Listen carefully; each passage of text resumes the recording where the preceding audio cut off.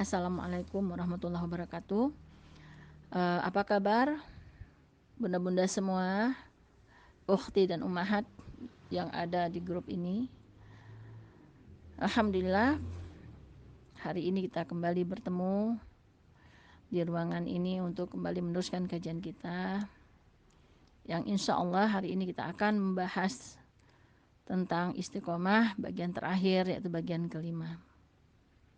Semoga Allah memberikan kemuliaan, kebahagiaan, kemudahan, kelancaran, kesejahteraan, kenikmatan, dan kelimpahan rezeki bagi bunda-bunda semua yang ada di grup ini.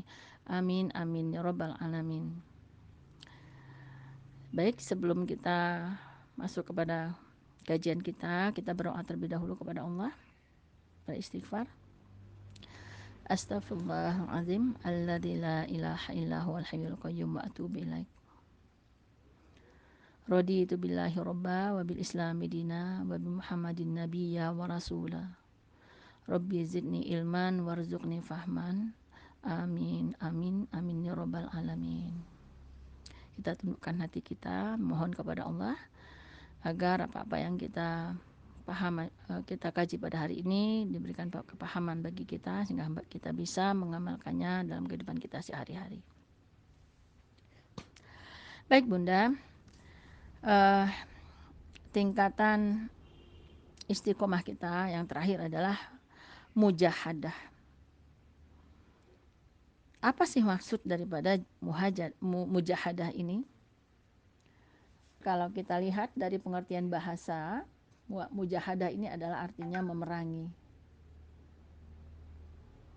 Kalau dari pengertian syara adalah memerangi musuh-musuh Allah. Dari arti terminologi ahli hakikat, mujahadah ini adalah memerangi dorongan hawa nafsu amarah yang selalu mengajak kita kepada kejahatan dengan cara menahan diri untuk tidak melakukan sesuatu yang menyusahkan sesuai dengan tuntutan secara syara. Nah, itu arti daripada mujahadah ya secara keseluruhan. Nah, apa arti mujahadah bagi kita orang-orang awam? Artinya adalah melakukan amal secara sempurna, secara optimal, ya, secara maksimal. Artinya di sini optimalisasi kita dalam beribadah, kemudian kita implementasikan seluruh nilai-nilai Islam itu di dalam kehidupan kita sehari-hari. Ya, dalam arti mujahadah dalam ketaatan kepada Allah merupakan salah satu media yang paling efektif untuk membuat kita sampai menuju Allah. Bukankah tujuan hidup kita adalah memang ketemu dengan Allah? Ya pastilah kita akan ketemu dengan Allah apabila Allah nanti sudah memberikan kita kesempatan,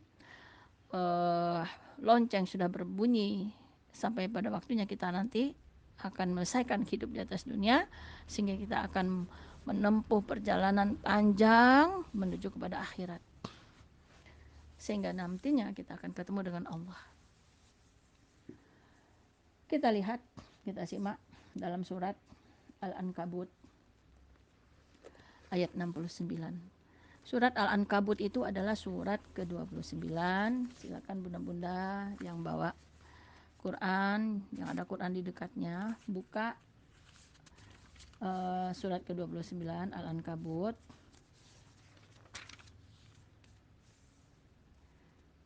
Lihat ayat 69. Bismillahirrahmanirrahim. Walladzina jahadu fina lanahdiyannahum subulana wa innallaha la ma'al muhsinin. Dan orang-orang yang walladzina, ada orang-orang yang berjihad untuk mencari keridhaan Allah, ya, jahadu fina lanahdiyannahum subulana. Kami akan tunjukkan kepada mereka jalan-jalan kami. Wa innallaha ma'al muhsinin. Allah beserta orang-orang yang berbuat baik.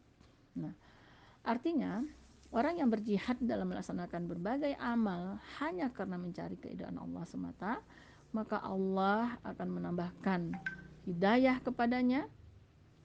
Bahkan ada juga yang mengatakan bahwa maksud daripada kandungan ayat ini adalah orang yang berjihad dalam memenuhi ketaatan kepada agama Allah, maka Allah akan selalu memberi taufik kepada mereka agar selalu tekun dalam ketaatannya.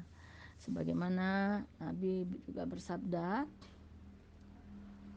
seorang mujahid adalah orang yang berjuang melawan nafsu dalam melakukan ketaatan kepada Allah.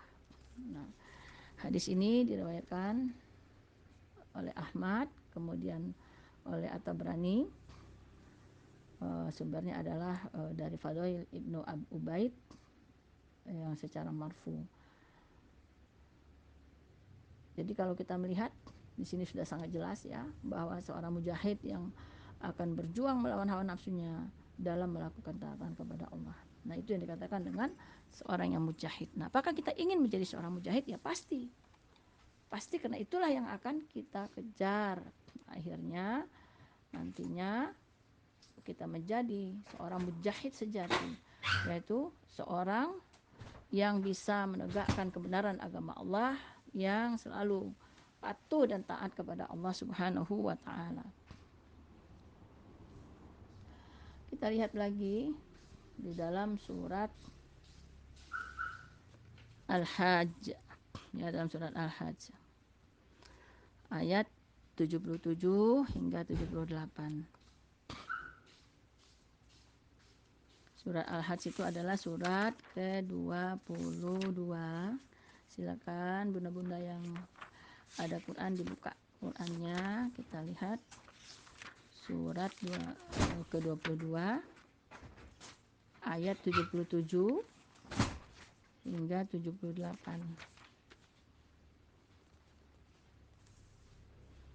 Ketemu bunda? Oke, kita baca ya. Ayat 77-nya.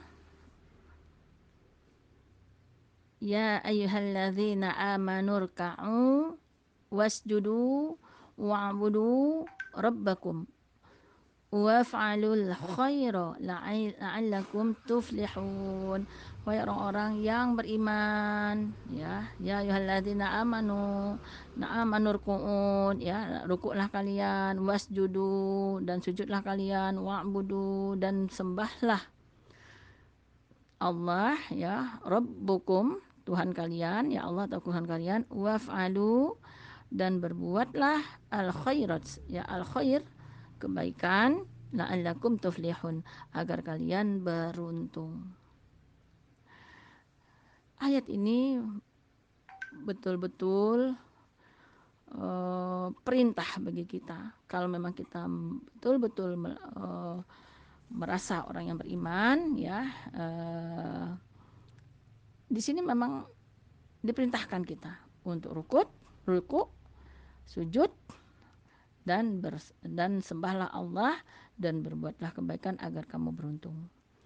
Nah, inilah yang harus kita lakukan sebagai seorang mujahid sejati supaya kita sampai bertemu dengan Allah di dunia maupun di akhirat. Ya.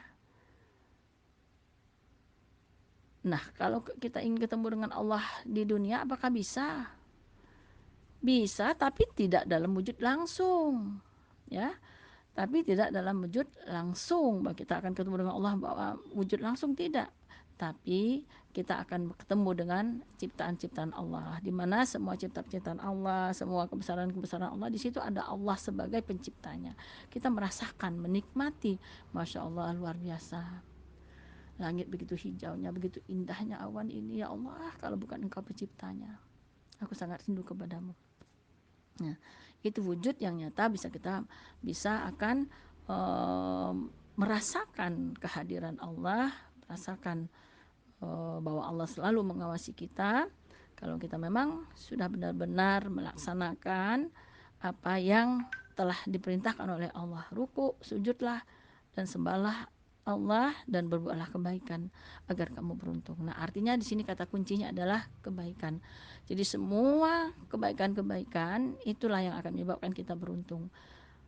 Makanya saya katakan bahwa dalam istiqomah ini adalah kita harus selalu mengingat ya, kita harus selalu mengingat, harus konsisten. Kemarin sudah kita belajar ya, harus konsisten, konsekuen dalam beribadah kepada Allah, dalam ruku dan sujud kita kepada Allah, sehingga apa yang kita lakukan itu tidak sia-sia. Seluruhnya kita lakukan adalah untuk mengharapkan kebaikan-kebaikan dari Allah ya. Kita mengharapkan kebaikan-kebaikan dari Allah, bukan mengharapkan kebaikan dari manusia. Kalau kita ingin mendapatkan kebaikan dari manusia, nah itu niat awalnya sudah berubah, bukan lagi karena Allah tapi karena ingin dipuji oleh manusia. Nah itu sudah lain lagi ceritanya.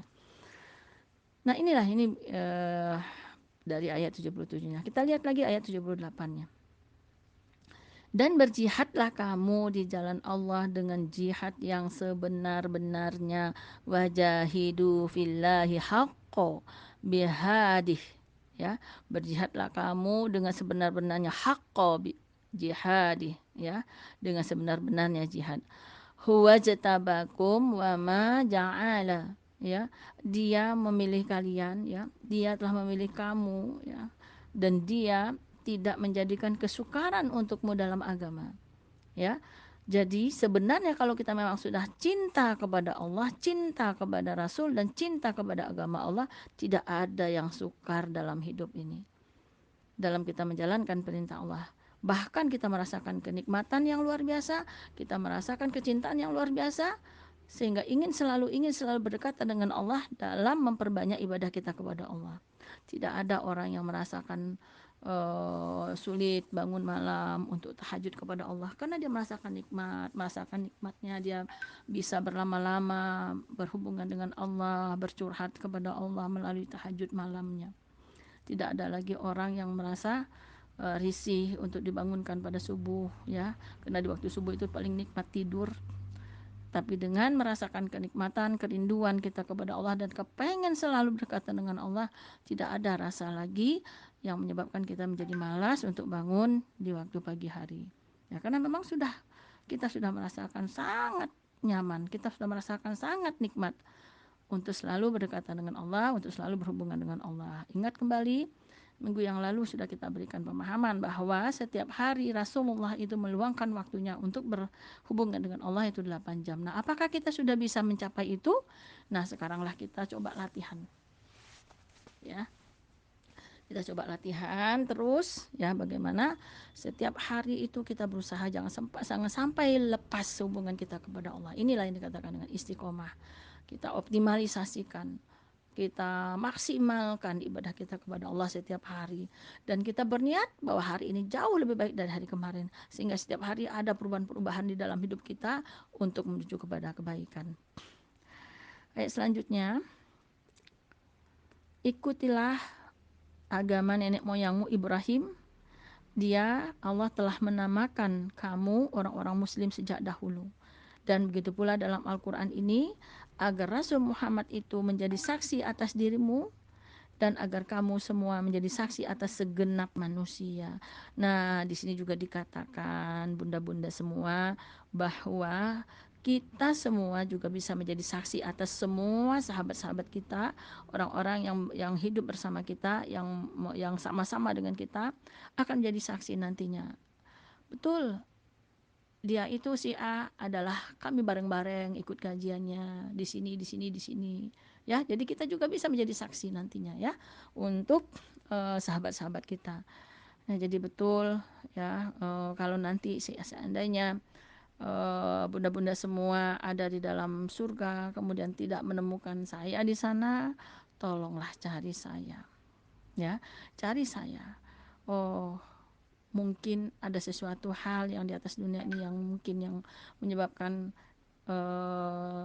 saya tersasar mungkin atau belum masuk ke sana, tolong cari saya, karena kita bisa menjadi saksi ya, menjadi saksi untuk orang lain. Nah, di sini sudah dikatakan ya, apalagi Rasulullah itu jelas dia akan menjadi saksi bagi kita, karena dialah yang akan melindungi kita, bahkan dialah yang akan memberikan syafaatnya kepada kita agar timbangan kita jauh lebih berat dibandingkan dosa-dosa kita, sehingga dia akan berusaha mati-matian menyelamatkan kita agar kita tetap masuk ke dalam surga bersamanya.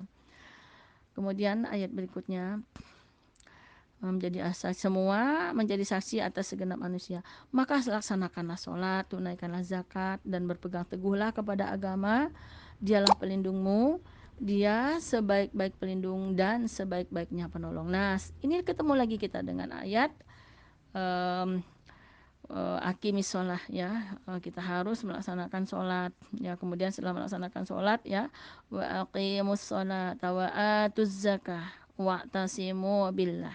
Nah, artinya apa?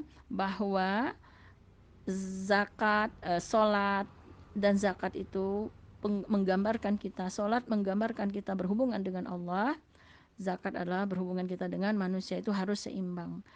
Nah, ingat kembali bahwa untuk bisa mencapai hablum minallah, maka kita perbaiki dulu hablum minannas kita. Jadi ini harus seimbang. Nah, jadi kalau kita ulang kembali pertanyaan di minggu yang lalu, bagaimana cara kita kalau misalnya kita tidak sholat, apakah bisa diganti dengan ibadah yang lain ya? Pertanyaan dari Bunda Ici. Tidak bisa ya, sholat ini tidak bisa digantikan. Cuman kalau misalnya kita sudah telat sholatnya ya, misalnya kita terlambat sholat atau lalai dalam melaksanakan sholat, maka untuk mengganti kelalaian kita dalam sholat itu, maka kita haruslah berhabluminannas lebih banyak, itu perbanyak sedekah kita, sehingga keterlambatan kita tadi, mungkin kita telat sholatnya 15 menit, ini kita akan terbayarkan dengan kita banyak berbuat baik kepada manusia. Jadi bukan berarti sholat kita tidak usah sholat diganti dengan sedekah, tidak ya. Tapi hukum antara sholat dengan zakat itu, antara hablum minallah dengan hablum minannas itu adalah seimbang. Jadi begitu penjabarannya. Jadi setiap di beberapa ayat ini selalu dikatakan bahwa laksanakanlah sholat, tunaikanlah zakat, berpegang teguhlah kepada Allah. Jangan kita berpegang teguh kepada yang lain, karena dialah yang akan melindungi kita dan dialah sebaik-baiknya pelindung bagi manusia.